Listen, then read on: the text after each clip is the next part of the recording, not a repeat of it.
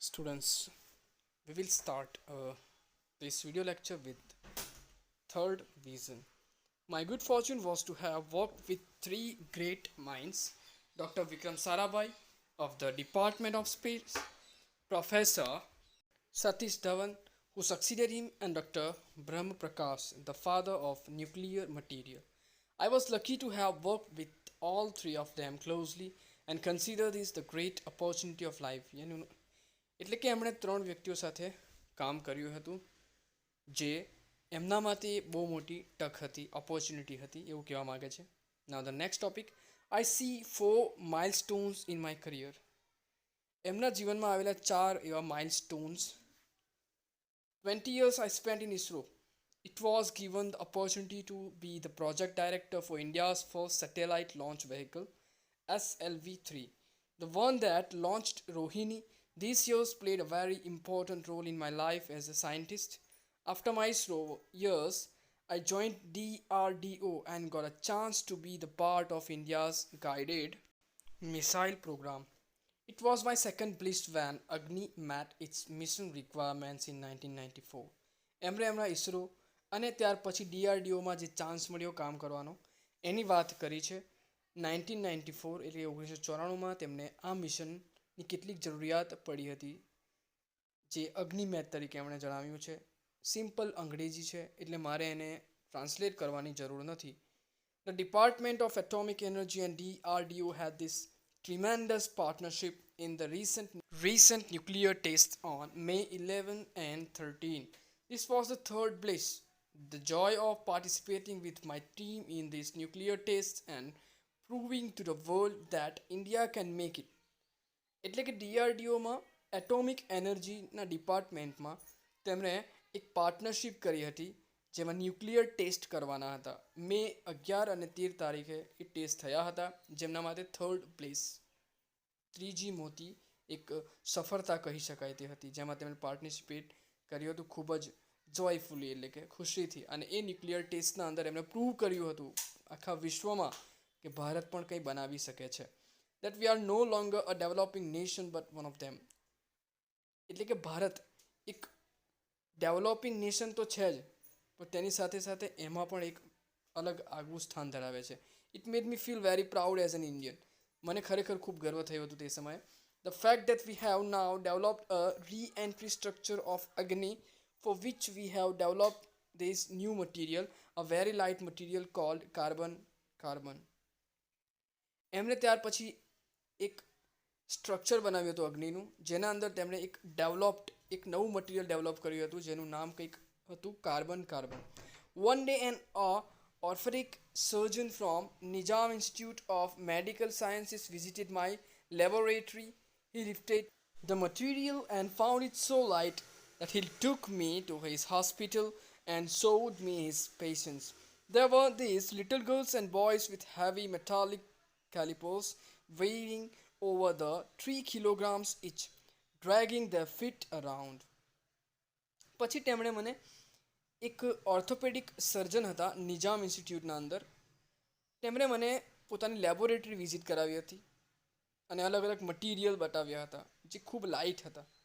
અને તે એક હોસ્પિટલ મને લઈ ગયા હતા અને તેમણે કેટલાક પેશન્ટ મને બતાવ્યા જેમાં એક નાની છોકરી અને એક છોકરો હતો જે એક હેવી મેટાલિક કેલિપોસ પોતાના પગના અંદર વેઇંગ ઓવર 3 કિલોગ્રામ્સ 3 કિલોથી પણ વધારે ડ્રેગિંગ ધર ફીટ અરાઉન્ડ અને તેના અંદર ડ્રેગ કરતા હતા, પગને ઘસડતા હતા.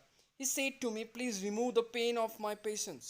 In 3 weeks, we made this flow reaction orthosis 300 gram calipers. તેમણે કહ્યું કે પ્લીઝ તમે આ મારા પેશન્ટનો દર્દને દૂર કરો, પેઇનને દૂર કરો અને 3 વીકના અંદર એક ફ્લોર રિએક્શન ઓર્થોસિસ 300 ગ્રામ કેલિપર્સ 300 ગ્રામનું કેલિપર્સ બનાવીને આપ્યું and took them to the orthopedic center. અને એ સેન્ટરમાં એ કેલિપર મોકલ્યા. The children didn't believe their eyes. તેમને ખરેખર વિશ્વાસ જ ન થતો હતો, તે બિલીવ જ ન કરી શક્યા. From dragging around a 3 kilogram load on their legs, they could now move around. ખરેખર તે 3 કિલો વજનવાળું કેલિપર ડ્રેગ જ ના કરી શકતા હતા, ઉઠાવી જ ના શકતા હતા, જ્યારે હવે એ ખૂબ આસાનીથી મૂવ થઈ શકે છે, હરી ફરી શકે છે. The parents had tears in their eye. ખરેખર તેમના પેરેન્ટ્સ, તેમના માતા પિતાની આંખોમાં આંસુ આવી ગયા. That was my fourth please. અને તે મારા માટે એક ફોર્થ, એક ચોથું પ્લીઝ, એક સફળતા હતી, ખૂબ સારી એવી સફળતા હતી. Why is the media here so negative? Why are we in India so embarrassed to recognize our own strengths, our achievements? We are such a great nation. એવું કહેવા માંગે છે કે આપણી મીડિયા એ કેમ આટલી બધી નેગેટિવ છે? આપણે ઇન્ડિયન્સ આટલા બધા એમ્બેરેસ્ડ કેમ થઈએ છીએ રેકગ્નાઇઝ આપણી જ સ્ટ્રેન્થને ઓળખવા માટે, રેકગ્નાઇઝ કરવા માટે, આપણી અચીવમેન્ટ્સને ઓળખવા માટે? વી આર સચ અ ગ્રેટ નેશન. આપણે એક બહુ મોટું રાષ્ટ્ર છે. ગ્રેટ નેશન, ખૂબ વિશાળ. We have so many amazing success stories but we refuse to acknowledge them. Why? આપણી પાસે ઘણી બધી એવી અમેઝિંગ સક્સેસ સ્ટોરી છે, સફળતાની વાર્તાઓ છે કે જેમાંથી આપણે ઘણું બધું શીખી શકીએ છીએ, નોલેજ પ્રાપ્ત કરી શકીએ છીએ, પણ કેમ નથી કરતા? We are the first in milk production. આપણે જ પહેલા એક એવા હતા જેમણે મિલ્ક પ્રોડક્શન શરૂ કરી હતી. We are number 1 in remote sensing satellite. આપણે જ પહેલા એવા હતા કે જેમણે રિમોટ સેન્સિંગ સેટેલાઇટની સ્ટાર્ટ કરી હતી, શરૂઆત કરી હતી. We are number 1 in remote sensing satellites. We are the second largest producer of wheat. દુનિયામાં wheat એટલે કે ઘઉંના પ્રોડક્શનમાં આપણે બીજા ક્રમે છે. We are the second largest producer of rice. અને રાઈસની વાત કરીએ, ચોખાની વાત કરીએ, તો એમાં પણ આપણે બીજા ક્રમે છે. Look at Dr. Sudarshan. He has transformed the tribal village into a self-sustaining, self-driving unit. There are millions of such achievements, but our media is only obsessed in the late news and failures and disasters.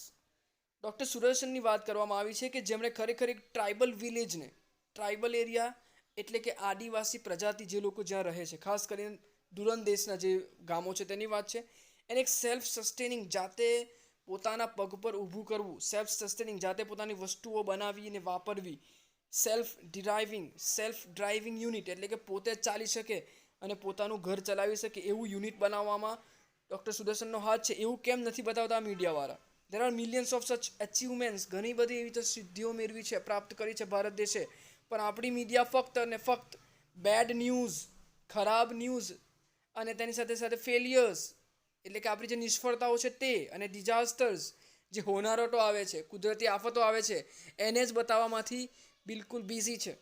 એ આ રીતે positive વસ્તુઓ પાછળ ધ્યાન આપતી નથી. અને ખરેખર આજના સમાચારો આપણે જોઈએ તો આપણને દેખાય જ છે કે ફક્ત અને ફક્ત કોરોના, કેટલા મૃત્યુ પામ્યા અને કેટલા કેસો વધ્યા, કઈ જગ્યાએ લડાઈ થઈ, કઈ જગ્યાએ અકસ્માતો થયા, કઈ જગ્યાએ કુદરતી હોનારતો આવી, પૂર આવી, સુનામી આવી, બસ એની પાછળ જ પડીએ રહે છે. તેની સામે અચીવમેન્ટ્સ કે કોઈ સારી પોઝિટિવ ન્યૂઝ જ નથી. તો એક ખૂબ નેગેટિવ બાબત છે ભારત દેશની. I was in Tel Aviv once and I was reading the Israeli newspaper. It was the day after a lot of attacks and bombardments and deaths had taken place. The Hamas had struck, but the front page of the newspaper had the picture of a Jewish gentleman who in 5 years had transformed his desert land into an orchard and a granary. એક દિવસ એમની સાથે શું બન્યું? એક ઇઝરાયેલી newspaper, સમાચાર પત્ર વાંચી રહ્યા હતા. ત્યાં ઘણા બધા અટેક્સ થયા, જંગ ચાલી રહી હતી, બોમ્બાર્ડમેન્ટ થયા, ઘણા લોકો મૃત્યુ પામ્યા, હમસ પૂરેપૂરું સ્ટ્રક થઈ ગયું, બંધ થઈ ગયું. તો પણ એમના ન્યૂઝપેપરના ફ્રન્ટ પેજ ઉપર કઈ સમાચાર છપાયા હતા ખબર છે? એક જ્યુઇશ જેન્ટલમેને 5 વર્ષની જદ્દોજહદ બાદ, અને તે ખરેખર 5 years, હજુ 5 વર્ષનો હતો, પોતાના ડેઝર્ટ લેન્ડ એટલે કે પોતાની જે જમીન હતી, રણ પ્રદેશ હતી, રેતાળ હતી, તેને ઓર્ચિડ અને ગ્રેનરી એટલે કે બિલકુલ લીલીછમ બનાવી દીધી. એક ગ્રેનરીના અંદર, ઓર્ચિડના અંદર ફેરવી દીધી. તો ખરેખર આવા ન્યૂઝ છપાયેલા હતા. તો આ છે પોઝિટિવની વાત, પોઝિટિવ મીડિયાની વાત. It was this inspiring picture that everyone woke up to. ખરેખર લોકો ઇન્સ્પાયર આવા પિક્ચરથી થાય અને એ લોકો વોકઅપ, એ લોકોને અવેરનેસ આવે. The gory details of killings, bombardments, deaths were inside in the newspaper. અને ઇન્સ્પાઇટ બીજી વાત કરીએ તો બીજા અંદરના પેજો પર જે ગ્લોરી ડિટેલ્સ હતી, ખરાબ ડિટેલ્સ હતી, કિલિંગ્સ હોય, બોમ્બાર્ડમેન્ટ્સના હોય, કેટલા લોકો મૃત્યુ પામ્યા, એ અંદરના ભાગમાં હતી, buried among other news. કારણ કે તે બીજા બધા ન્યૂઝને પણ પાડી નાખે છે, બરી ખરાબ કરી નાખે છે. In India we only read about death, sickness, terrorism, crime. Bharat દેશની વાત કરીએ તો ફક્ત અને ફક્ત આપણે લોકો કેવા ન્યૂઝ વાંચીએ? મૃત્યુ પામ્યા કેટલા, કેટલા એક્સિડન્ટ થયા, કેટલી હોનારતો થઈ, સિકનેસ, ટેરરિઝમ, આતંકવાદની વાત, આતંકીઓની વાત, ક્રાઇમ, ગુનાઓની વાત, બસ એ જ વાંચતા રહીએ અને એ જ જોતા રહીએ. Why are V so negative? આપણે આટલા બધા નેગેટિવ કેમ છે, આટલા બધા નકારાત્મક કેમ છે? Another question, why we are as a nation so obsessed with foreign things? આપણે ફોરેન થિંગ્સ આટલા બધા ઓબ્સેસ્ડ કેમ છે? We want foreign TVs. આપણે ફોરેન ટીવી ખરેખર જરૂર છે. We want foreign shirts. આપણે ફોરેન શર્ટની જરૂર છે. We want foreign technology. Foreign technology પણ જરૂર છે. Why this obsession with everything imported? આ ઓબ્સેશન કેમ ત્યાંથી ઇમ્પોર્ટ નથી થતા? Do we not realise that self respect comes with self reliance? ખરેખર આપણે બધાને રિયલાઇઝ નથી થતું કે સેલ્ફ રિસ્પેક્ટ આપણું સ્વમાન છે, ઓકે, એ સેલ્ફ રિયલાયન્સ પરથી જ થાય. એ સ્વતંત્રતા આપણા ઉપર ઊભા રહેવાથી જ થાય. આઈ was in Hyderabad giving this lecture. હું હૈદરાબાદમાં હતો જ્યારે હું આ લેક્ચર આપી રહ્યો હતો. મેં 14-year-old girl ask me for my autograph. અને 14 વર્ષની બાળકીએ મારી પાસે ઓટોગ્રાફ માંગ્યો, મારી સહી માંગી. I asked her what her goal in life. મેં પૂછ્યું કે તારા જીવનમાં શું ગોલ છે, શું ઈચ્છા છે? She replied, I want to live in a develop India. મારે એક વિકસિત ભારત દેશમાં રહેવું છે, ડેવલપ્ડ ઇન્ડિયામાં રહેવું છે. For you and I will have built this developed India, and you must proclaim India is not an underdeveloped nation. It is a highly developed nation. એટલે એના માટે એક જવાબ હતો, I will have to build this develop India. હું તારા માટે આ ભારત દેશને ડેવલપ બનાવીશ. You must proclaim India is not an under develop nation. તારે ભારત દેશને અંડર ડેવલપ એટલે કે વિકાસશીલ દેશમાં લેવાની જરૂર નથી. અંડર ડેવલપ્ડ એટલે કે વિકાસશીલ. It is a highly develop nation. આ ખરેખર એક હાઈલી ડેવલપ નેશન છે, વિકસિત દેશ જ છે. આપણે એ માનવાની જરૂર નથી. તો આજે આપણે આપણું લેક્ચર અહીંયા સુધી રાખીશું. આગળનું લેક્ચર કન્ટિન્યુ નેક્સ્ટ વિડીયોમાં થશે. Thank you very much. ધ્યાનથી વાંચજો અને નોટ્સ લખજો.